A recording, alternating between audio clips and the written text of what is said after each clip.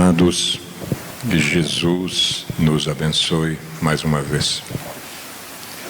Muito felizes por poder retornar à tribuna da nossa casa, encontrando junto de nós almas tão queridas, algumas ainda que não conhecemos, mas que desejamos realmente agasalhar no nosso coração. Tudo faremos nesta tarde, noite, daqui a pouco mais, para que, ao trabalharmos esta proposta, que é uma homenagem que vamos fazer, possamos propiciar que, ao sairmos daqui mais tarde, 1 hora mais ou menos, daqui 1 hora, podemos fazer em condições mais favoráveis. E que aqueles que vieram à Sociedade Espírita, à Casa Espírita, buscar estímulo, conforto, força, coragem, realmente possamos encontrá-los. De que se trata a nossa proposição? Nós temos um amigo muito querido em Novo Hamburgo, chamado Délcio Carvalho. Ele é um farmacêutico bioquímico e desde os anos 80, acredito que muitos dos nossos irmãos já devem tê-lo visto. Ele faz parte daquela equipe dos azuis que acompanha o nosso querido Divaldo Franco pelo mundo, né? E ele, desde os anos 80, século passado ainda, compila tudo o que for possível gravar em torno do nosso querido Divaldo, principalmente em áudio. Lá está ele com aquele gravadorzinho dele pequeno, retirando a essência daquilo que o nosso querido médium, o maior divulgador do espiritismo em todos os tempos, né? Depois do nosso querido Francisco Cândido Xavier, que foi a maior produção, mas quem divulga realmente na tribuna é o nosso Divaldo, né? E o Délcio segue o Divaldo pelo mundo. Então ele faz parte daquela equipe dos azuis, dos livros, que é o pessoal lá de Novo Hamburgo.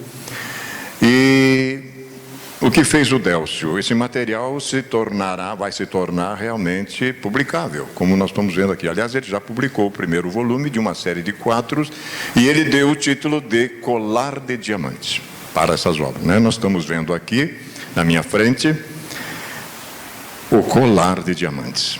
Nós ganhamos no mês de outubro, que é o mês do nosso aniversário. Se alguém quiser me dar presente, por favor, livros, né? Sem sombra de dúvida. Nós ganhamos esse presente do Délcio e nós vamos hoje trabalhar o capítulo 4. São 9 palestras do Divaldo aqui, uma mais linda do que as outras. Esta que nós vamos trabalhar hoje, o Divaldo fez em Salvador em 1988. Então, nós vamos resgatar um material importante. Como é que nasceu essa história toda? Vai ser muito bonito. Nós vamos contar uma história. Vamos fazer uma viagem de 88 até os dias atuais. Na realidade, nós vamos conhecer até a Grécia Antiga, né? Vamos ver, então, essa proposição fundamental da lenda do ladrão da cidade de Olímpia. E, fundamentalmente, também queremos abordar a crucial distinção entre candidatos e acompanhantes ao Cristo cósmico. Nós vamos entender hoje essa diferença crucial das razões de que o Cristo cósmico, todos os dias das nossas vidas, estejamos nós no mundo físico, estejamos nós fora do mundo físico, a proposta continua batendo na nossa consciência. Vem hoje trabalhar na minha vinha. E isso tem me incomodado, particularmente a nós, há muito tempo, né? E a gente começou agora a trabalhar. Paga-se um preço, tem um ônus, claro, mas a consciência fica em paz, sem sombra de dúvida. Aí está alguns recortes de o nosso querido Divaldo visitando o nosso Chico, muitas vezes, né? Teve em suas campanhas, eles eram realmente amicíssimos. Tempos outros, lá na retaguarda, Divaldo ainda era um mocinho, Chico também, né? Pessoal antigo. E nós colocamos aqui as fotos porque elas estão no contexto, nós vamos entender daqui a pouco. Aqui, isso. Nosso primeiro acordo é feito pela benfeitora Eros, através do Divaldo, num livro, Um Passo da Imortalidade, na sua lição 16. A benfeitora conceitua para nós o que é uma criatura sábia, como nunca vimos em parte nenhuma. E nós vamos entender como isso é verdade. Sábio, diz a benfeitora, é todo aquele que se preserva em espírito, laborando para a imortalidade. Esse é sábio, que tem consciência que é um espírito imortal e que sabe que daqui a pouquinho retornará para casa. E o nosso avalista espiritual vai nos perguntar como se ele já não soubesse, pois ele vive 24 horas ao nosso lado. Que trazes? Vamos ver como saísse daqui o que prometeste e o que fizestes. E isso é que vai nos incomodar na outra dimensão. Então, sábio é todo aquele que se preserva em espírito, que somos espíritos imortais, laborando para a imortalidade, nutrindo-se para viver e reproduzindo-se para preparar o futuro, quando se reencarnará. O seu é o gozo do dever, exercido com elevação, porque enquanto tudo mais é transitório, ele é permanente e sempre viverá. Uma coisa, meus queridos irmãos, nós não conseguiremos jamais sair da vida. Não tem jeito. Portanto, esquecemos essa de morte. Ninguém morre. Nós desencarnamos. Às vezes é duro de deixar os despojos, mas a gente vai ter que sair. Porque nós temos no nosso corpo físico prazo de validade. O nosso projeto foi para 100 anos. E quem está vivendo 100 anos com consciência plena no corpo físico? Abusamos e saímos muito antes daqui. Poderíamos produzir muito mais. Talvez não sejamos sábios, possivelmente. Periodicamente, Divaldo Franco visitava o nosso Chico, buscando-lhe a companhia amena e sábia. Chico era sábio. Chico era sábio. O acolhimento sempre generoso e estimulante. De sua parte, do Divaldo para o Chico, a vida é uma avenida de dupla mão, né? Levava-lhe a energia da jovialidade e o invulgar e contagiante entusiasmo que compartilhavam nas expansões de profundo amor e legítima fraternidade. Chico é de 1910, Divaldo de 27, eram 17 anos de diferença. A brindarem-se com dissertações e relatos que preenchiam seus momentos de gratificante alegria e paz. Num desses encontros, o grande médium mineiro narrou-lhe uma lenda que escutara do espírito Humberto de Campos. Veja de onde vem isso, né? A qual Divaldo memorizou e apresentou-a na peculiaridade da sua emoção em palestra pública na cidade de Salvador, no mês de julho de 1988. Os senhores hoje, meus queridos irmãos, terão uma preciosidade. Preciosidade. Porque quando nos toca, nós que somos espíritos assim tão endurecidos, é possível que toquem outros corações mais sensíveis, sem sombra de dúvida. Humberto, inspirando o nosso Chico, e aí está a Mansão do Caminho, no centro do bairro mais problemático de Salvador, o Pau da Lima. Um bairro guardando assim proporções imensas, Interlagos, Cascavel, Pau da Lima, Salvador. Olhe lá o que fez a mansão. Ilumina aquela comunidade. E a turma da pesada defende a mansão de qualquer coisa. É claro, veja como é que são as coisas, né? Então tá lá, olha só que coisa bonita. Uma antiga lenda narra que na cidade grega de Olímpia, cidade da antiga Grécia, é famosa por ter sido o local onde se realizavam os Jogos Olímpicos da Antiguidade até a sua supressão em 394 pelo imperador Teodósio. Olímpia também é conhecida pela gigantesca estátua acima referida, Zeus. Nós vamos ver por quê.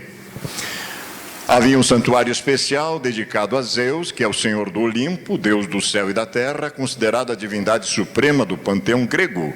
Os romanos conheciam-no por Júpiter, e que a tornou célebre. O santuário de Zeus ficava no alto da bela colina, de onde se podia ver a deslumbrante cidade, né? Na maravilhosa Olímpia, as almas viviam em febre de prazeres e de alegria, onde a felicidade predominava. Porquanto viver perto de Zeus olha só que honra, né? Contemplar-lhe a estátua monumental e o santuário, poder galgar-lhes as escadarias imensas e depositar-lhe aos pés as oferendas, já era uma forma de atingir a verdadeira plenitude. Meu Deus! Vejam, por onde andamos, meus queridos? Nós estamos falando da Grécia, o berço da sabedoria, né? Berço da sabedoria.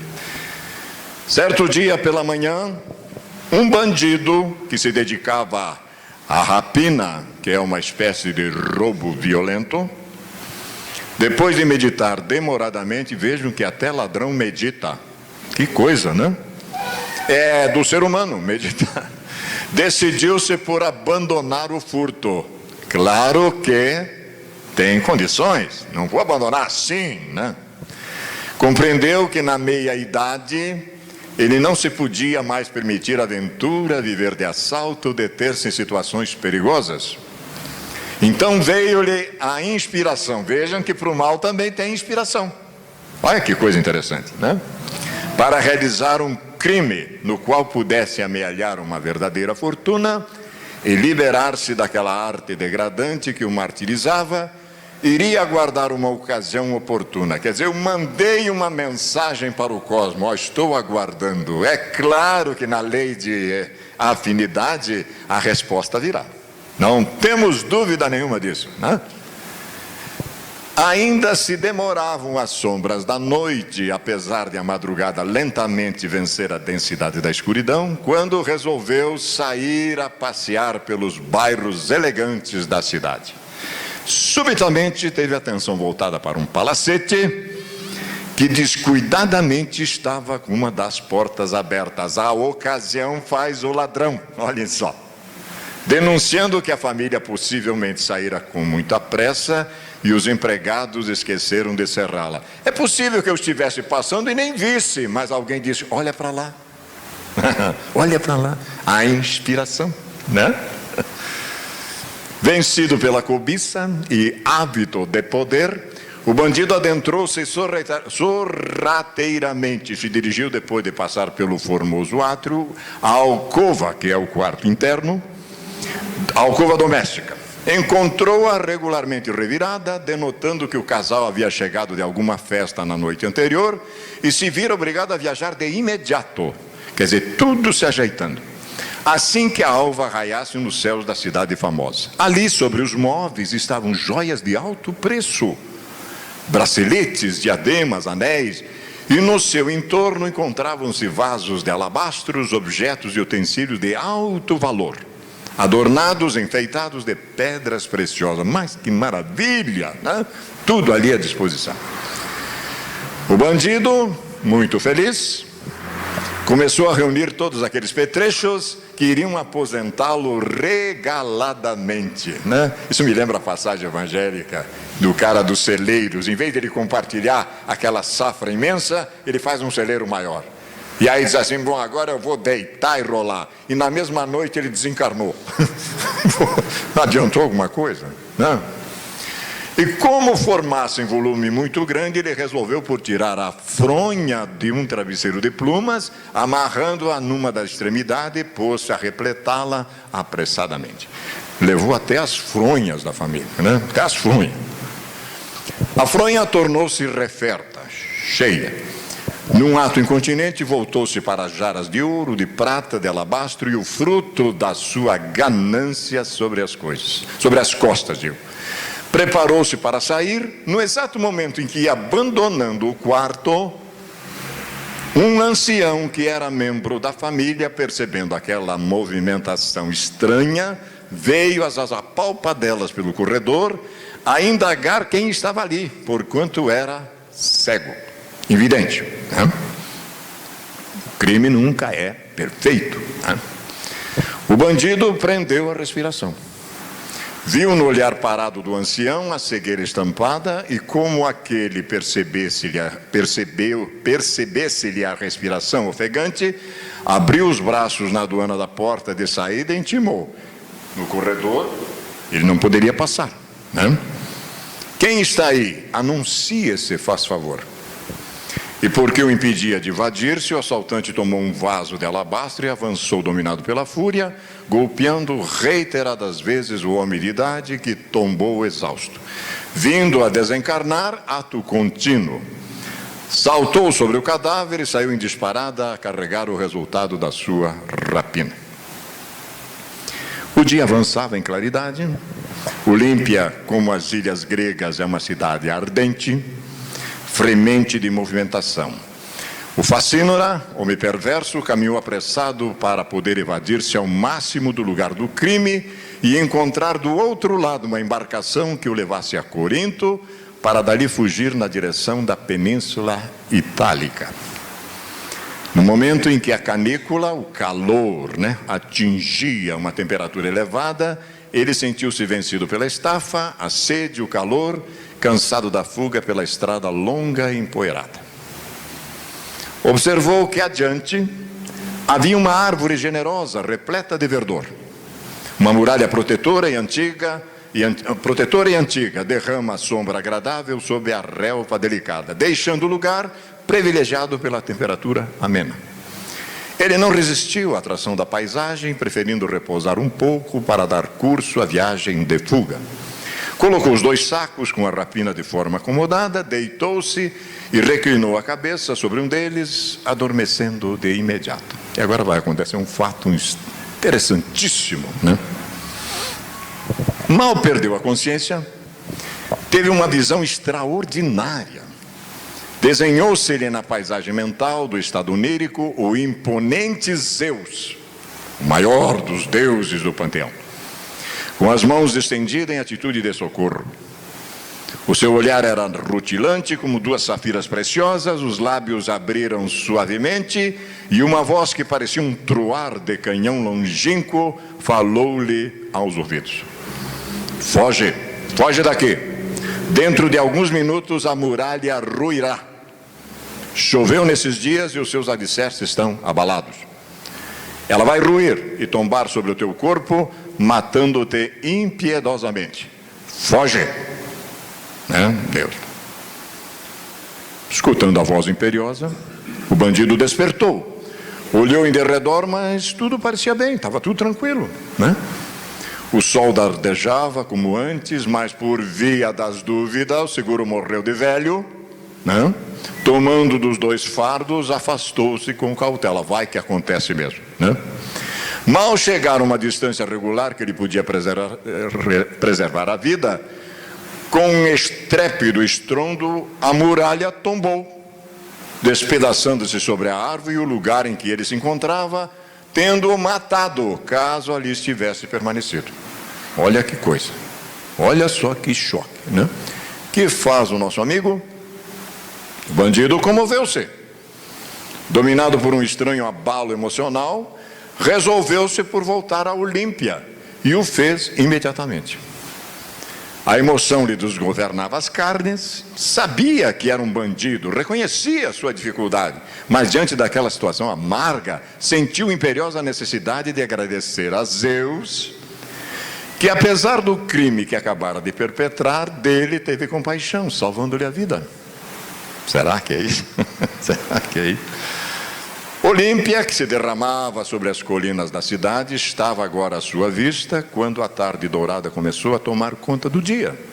Alcançando o santuário no acume da montanha, adentrou-se apreciando as colunas jônias, dórias e coríntias, que são realmente obras artísticas extraordinárias. Autênticos desafios à arte e à ciência da arquitetura, sentindo-lhe a imponência.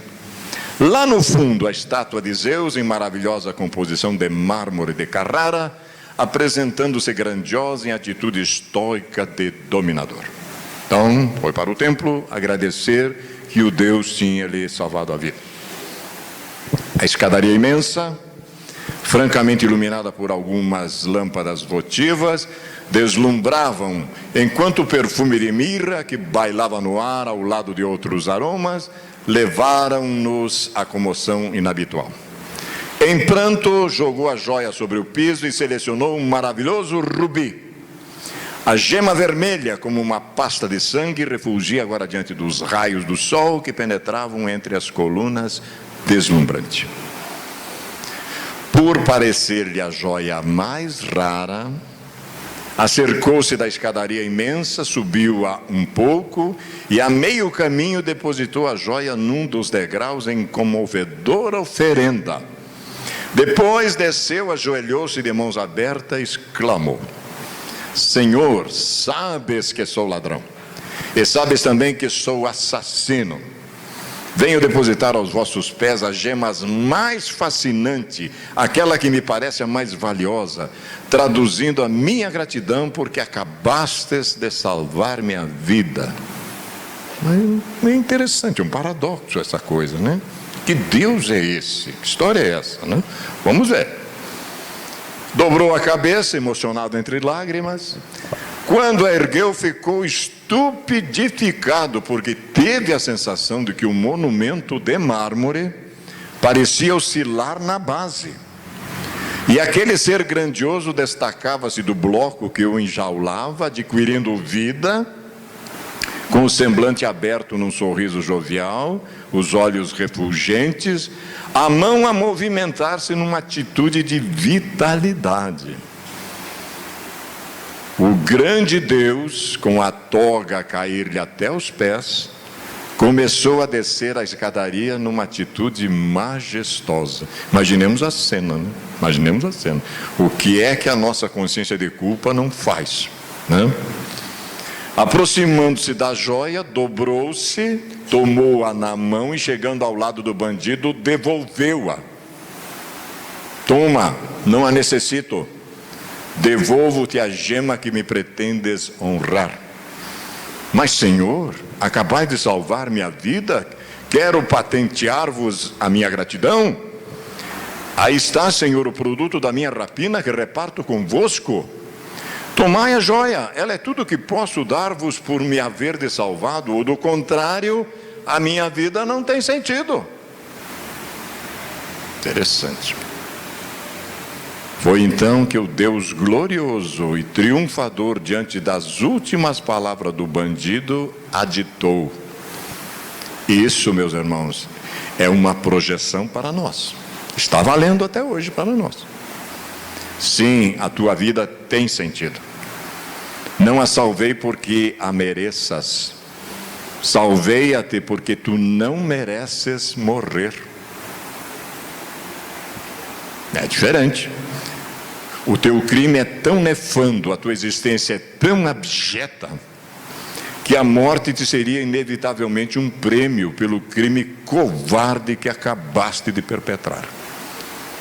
Vai, leva as gemas da tua maldição, carrega sobre os ombros, e toda vez que a morte se acerque de ti, eu te salvarei, para que a tua punição seja a vida. Então não tem jeito, nós não saímos da vida. E agora foge de Olímpia, afasta-te de mim. Conta a velha lenda grega que o bandido pegou das gemas e das fronhas repletas de tesouros, depô-las sobre os ombros e partiu na direção do seu próprio fadário, destino programado. Pode ir para Conchinchina, pode ir para o planeta YZX, aonde for. O nosso céu e o nosso inferno segue junto conosco. A gente inventou, tivemos essa interpretação louca de que o céu e o inferno seriam fora da gente. Piorou a situação. O céu e o inferno na psicologia profunda é dentro de cada um de nós. Então não tem jeito. Seja agora, seja depois, troque de personalidade que eu trocar. Hoje eu sou Sebastião Caminhoneiro, amanhã Maria da Conceição, tranquilamente, nenhum problema, mas o mesmo espírito. E se eu não me ajusto com estas leis cósmicas, que é a proposta do Cristo, te ajusta enquanto estás no caminho, com o seu maior adversário, que é o desconhecimento de nós mesmos, não tem jeito. A gente vai e volta e não acorda para essa realidade.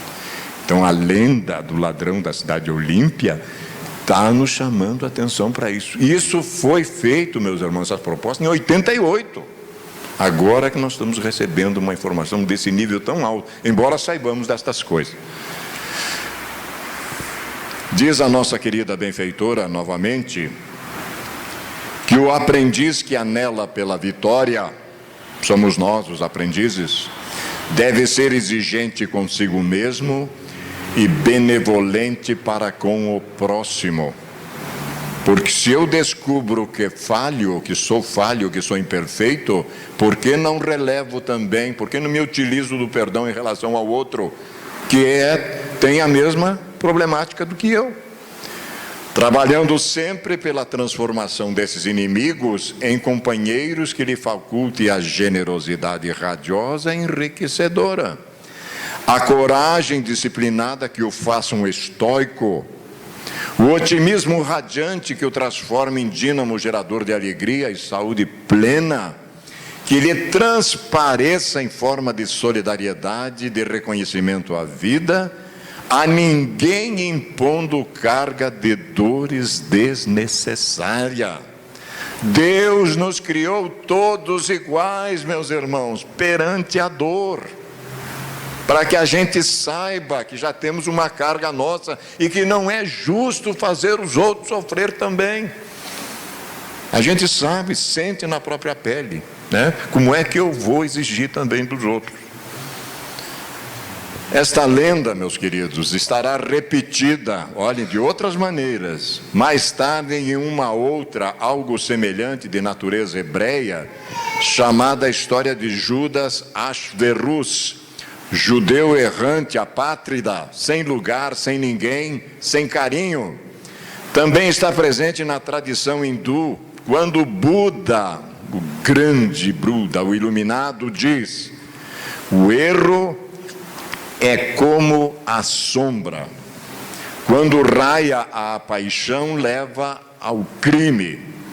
Onde quer que a consciência culpada esteja e se abra à luz, ela se veste de trevas, porque a consciência culpada é semelhante ao corpo que sempre projeta sombra. Está atualizada na palavra sânscrita, dharma, lei que desrespeitada dá origem a uma outra palavra sânscrita, karma, efeito do mau uso do dharma, sem sombra de dúvida, né? Quando a lei é respeitada e o uso é positivo, o dharma é abençoado. Quando a lei é desequilibrada e o indivíduo a desconsidera, o karma é padecimento. Nós somos chamados sempre na primeira opção da lei, que é o amor, e depois a alternância da segunda opção.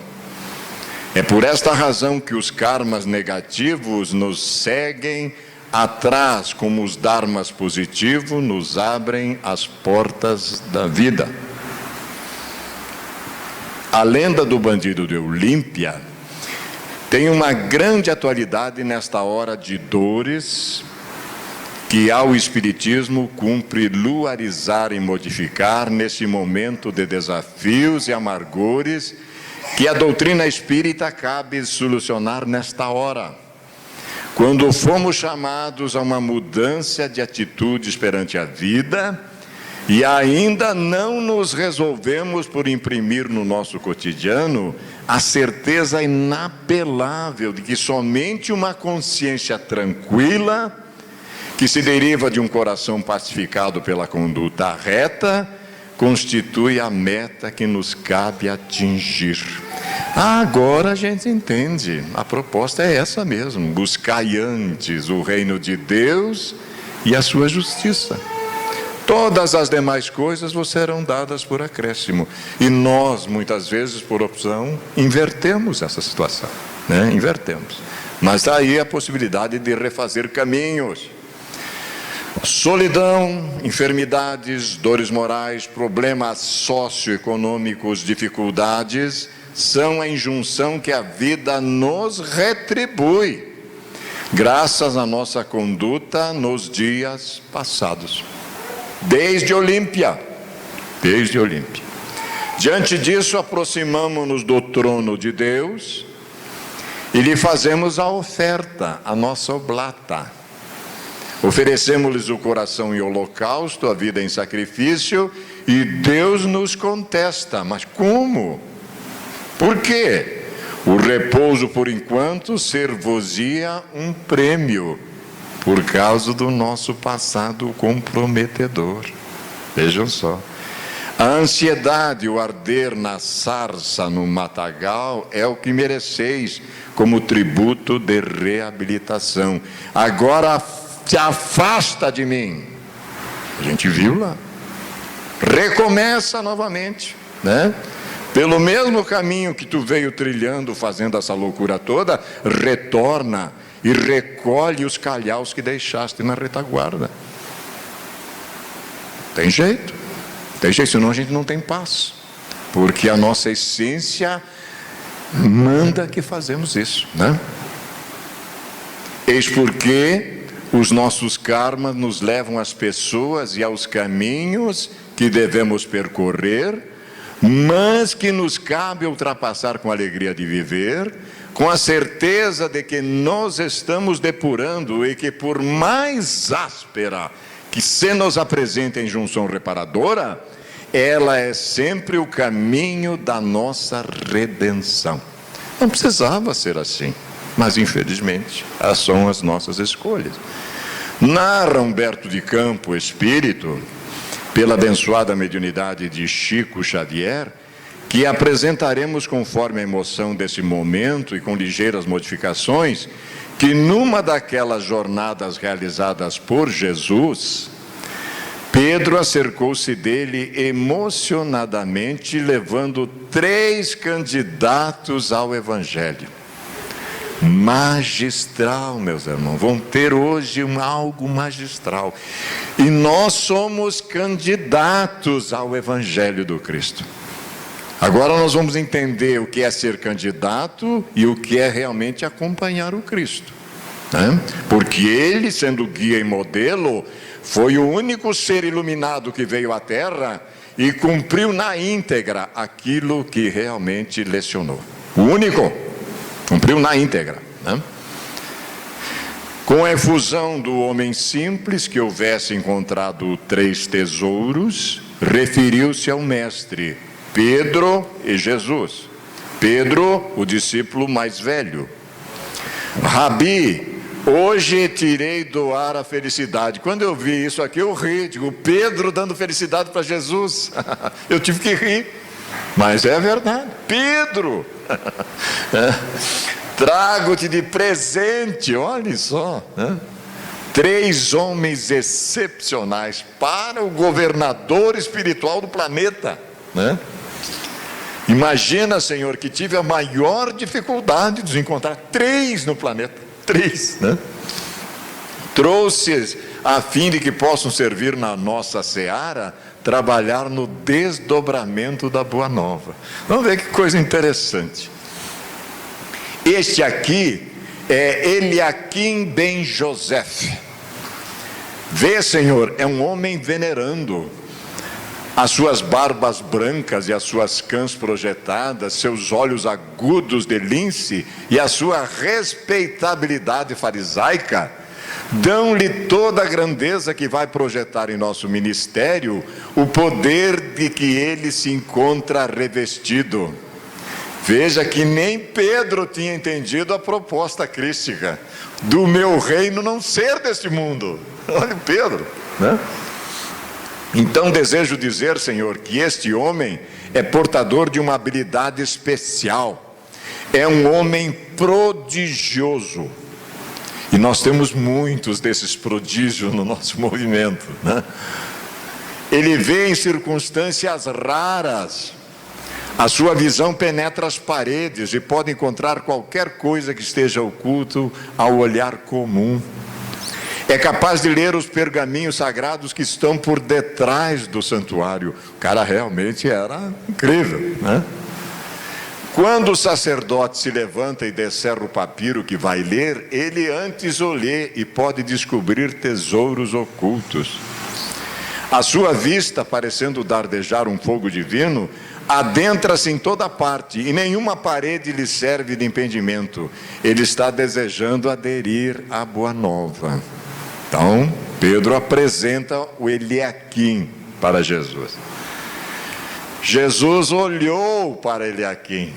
Quando Cristo olha, meus irmãos, escaneia o que é que nós temos, escaneia-nos, né? O homem venerando curvou-se, repetiu a saudação tradicional e confirmou: é verdade, posso ver a larga distância. Sou capaz de enxergar de olhos fechados tudo aquilo que se passa em uma cidade muito distante. Hoje nós chamaríamos esse fenômeno de dupla vista, né? Gostaria de colaborar com a tua revolução. Olha o tempo do verbo, né?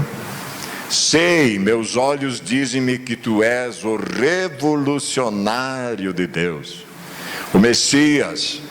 Desejo dar-te as minhas forças, quero seguir contigo e estou disposto a qualquer sacrifício. Agora começa a história. Há, porém, uma condição, mas é muita cara de pau. Eu propor ao Cristo cósmico uma condição. É muita coisa, né? Sou homem respeitável em Jerusalém, desfruto de uma posição social invejável.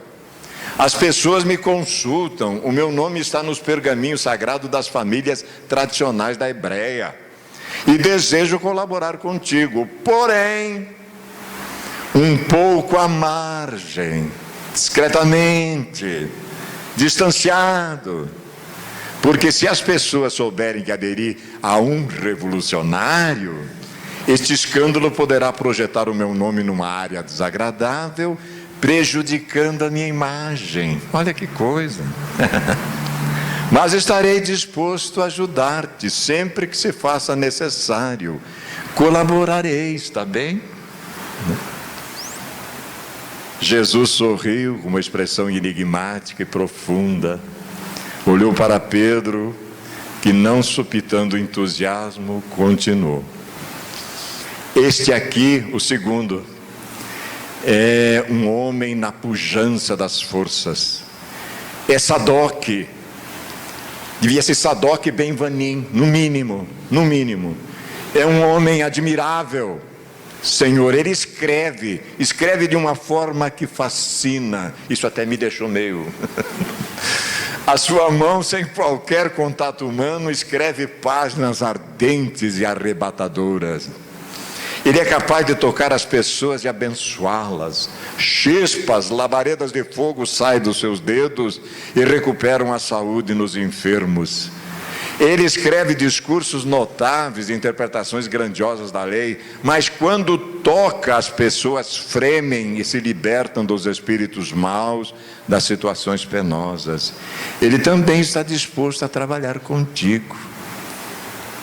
Jesus olhou para Sadoc, imagine, que também se curvou, apresentando a gentileza do trato, a finesse do gesto, corroborou. É verdade, as minhas são mãos abençoadas por Iavé.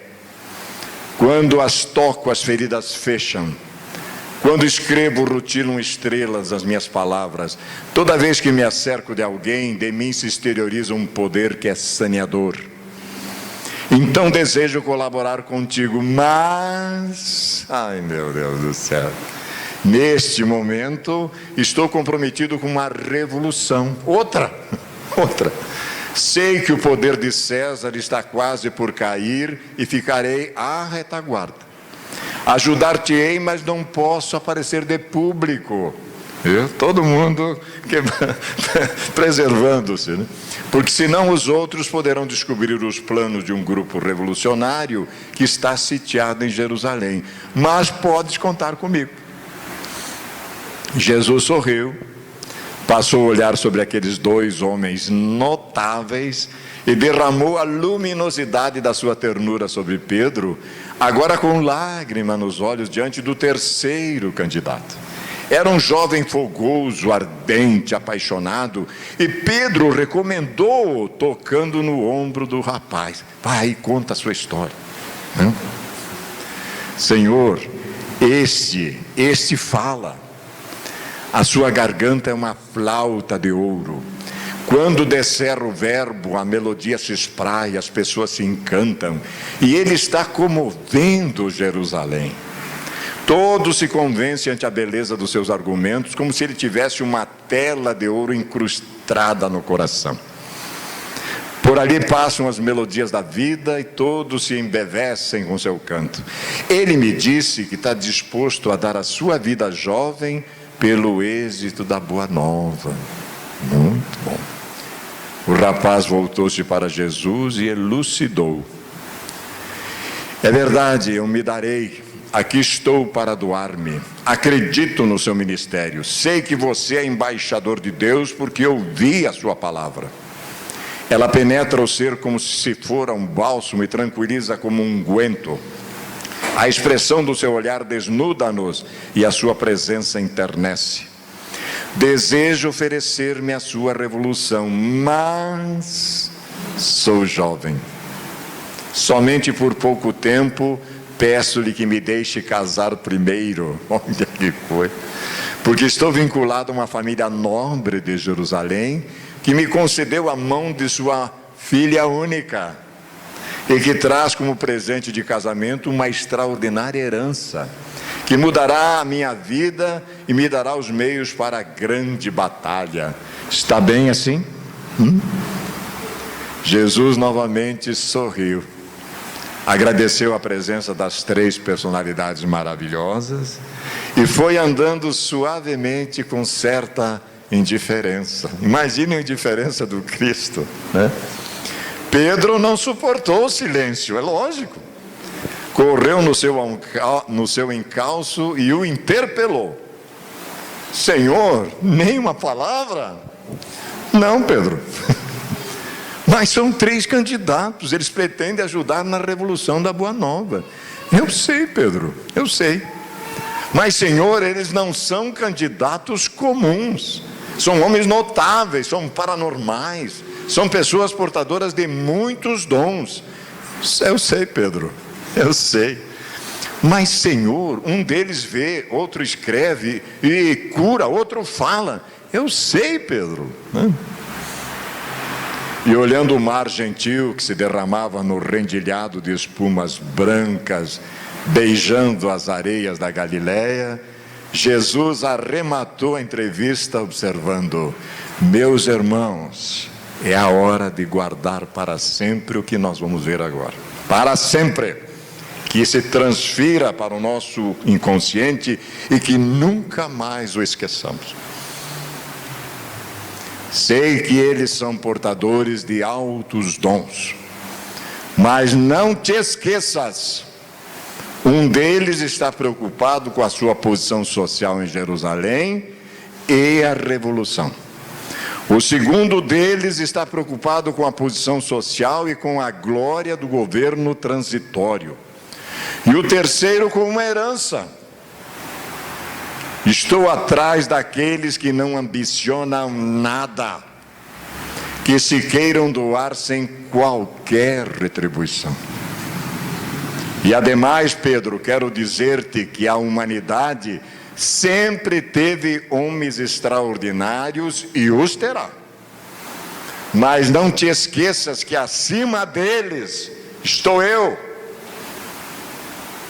que são eles que necessitam de mim, e não eu quem necessito deles. O meu reino, continuou Jesus, será feito daqueles que não têm nada a perder, porque já perderam tudo. Livramos inclusive do ego. Incorpora seu ego ao self, equilibra-se, vence a sombra. Os que ainda estão correndo atrás da cobiça e da avareza, estes estão muito cheios de si. muito preocupados consigo para fazerem algo em favor da humanidade.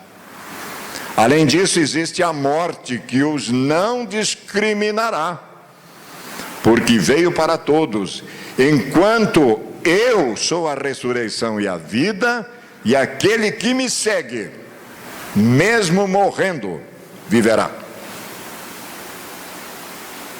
E pegando Pedro pelo braço, saiu a caminhar nas areias úmidas da praia ao entardecer, deixando as pessoas importantes para lá. Meus irmãos, diz a nossa querida benfeitora, que a consciência é o guia seguro para todos. O mestre aponta o caminho, mas o discípulo segue a sós. O espírito se reencarna para conquistar o seu Deus interno e crescer na direção do absoluto. A meditação e a ação corretas são os delineadores da sua vitória. Meditação e ação correta. Mediante o avanço constante no tempo agora, sem ontem e nem amanhã. Hoje, ele é uma chispa em nós. Cada um, pois, que lute por transformar essa centelha numa labareda capaz de atear um incêndio de amor que devore toda a terra. Pensais que eu vim trazer a paz na terra? Vim atear-lhe fogo, e como tenho pressa que esse fogo se alastre. Palavras literais de Jesus, na íntegra. A benfeitora apenas repete o que Jesus disse. A doutrina espírita, que é o Cristo retornando, diante das importâncias que nos atribuímos, nos achamos, a vaidade, a prepotência, uma série de outras coisas, curandeiros e curadores, homens fenômenos e fenômenos humanos, médiuns notáveis e notáveis médiuns, assevera que a doutrina está acima de nós, pedindo-nos que abandonemos tudo para seguir o reino de Deus, que está dentro de nós, para que nos empenhemos na nossa transformação interior, porque será esse o patrimônio que nos acompanhará além e depois da morte física.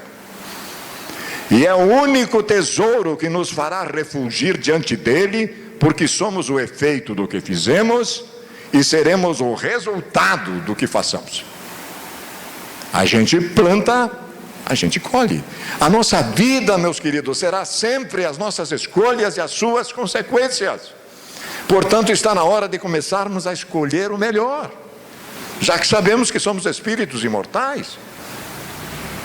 Diante das nossas dores, nenhum homem notável, nenhuma pessoa importante mudará o nosso destino, que é nosso, por nós elaborado, o qual nós, sim, mudaremos com a ajuda das pessoas amigas, dos corações afáveis, daqueles que nos deem migalhas de amor, gestos de ternura, tão sofridos como nós, aqueles que já perdemos tudo. Pois só alguém que tem a alma dorida e o coração estiolado, arrebentado, sabe avaliar a dor magoada de um coração entristecido, tem a experiência. Só alguém que passou pela doença e pela fome, que experimentou amargura e solidão, sabe medir a dimensão da solidão, da amargura e da fome. Por isso que nós vamos passar por tudo isso, senão a gente não avança. Como é que vamos chegar à perfeição passando por todas as experiências que o mundo físico nos oferece? Não tem jeito. É por isso que o reino dos céus é para aqueles que tiverem sede e fome de justiça, assim como de amor, porque eles serão repletados. Parece-nos muito oportuno recordar o ladrão do santuário de Olímpia e as 3 personalidades grandiosas que apenas se candidatavam ao reino dos céus, mas que não acompanhariam Jesus. Examinemos há quanto tempo nós temos sido candidatos e vejamos se estamos acompanhando o Mestre. Considerações finais. Sem rebuços, ele falou: meu mestre, aqui estão meus bens e os meus haveres. Sou rei e possuo tesouros de valor inestimável. Quem possui, nada tem. Só tem quem doa. Coloco-os diante de ti, a fim de mudar-te a vida. Aqui eu dei outras gargalhadas. Ponho-os em tuas mãos e à tua disposição o poder, o conforto, a fortuna. Sou-te reconhecido pela claridade e sabedoria que depuseste nos meus olhos e na minha mente. Ofereço-te tudo quanto possuo, a fim de que compartas da minha glória, da minha riqueza. O sábio, porém, passeou os olhos em derredor sem qualquer emoção e agradeceu gentilmente a oferta. O insensato voltou a insistir na volúpia dos enganos em que se anestesiava. E tanto estou que o mestre redarguiu: não provoquemos a ira de um espírito nobre. Não provoquemos, porque ele vai nos dar uma lição para sempre. Como podes pretender brindar-me com o que tens, supondo-me mendigo, tu que há pouco vieste mendigar-me luz e sabedoria? O doador que realmente é possuidor, reparte sem paixão os tesouros que ninguém, senão ele, pode oferecer, que são os mais importantes porque únicos: a vida, o amor e a eternidade. Tudo mais chega e passa, retorna e desaparece na roda das reencarnações, enquanto que o seu amor permanece dando vida e eternidade. O possuidor possuído, que se supunha rei e era escravo da posse, meditou, compreendeu e retirou-se triste. Também da benfeitora Eros, no livro Paz Íntima. O que fica, meus queridos? A lição que nós precisamos meditar. Equação cósmica infalível depois de toda essa conversa. Ostentação de tesouros materiais, mais o ego exacerbado, igual a escravo da ignorância sobre si mesmo. Sem dúvida, equação infalível. Quem ama pai ou mãe mais que a mim, não é digno de mim. Quem ama filho ou filha mais que a mim, não é digno de mim. E quem não toma a sua cruz e não segue atrás de mim, não é digno de mim. Aquele que tiver encontrado a sua vida, a perderá. Joguemos as fichas no mundo físico, chegamos pobre na dimensão espiritual. E aquele que tiver perdido a sua vida por minha causa, a encontrará. Tenho certeza que nós já podemos compreender perfeitamente essa metáfora profunda do Cristo cósmico. Aí está, meus queridos, apenas um capítulo de O Colar de Diamante. Tem mais 8 aqui dentro. E o nosso Delcio ainda vai escrever mais 3 livros, mais 3 volumes a respeito dessa história. Vale a pena, na medida do possível, se envolver com esta temática que nos fará muito bem. Do fundo do nosso coração, a nossa imensa gratidão e a nossa reverência pelo carinho que recebemos mais uma vez nesta tarde. Muita paz.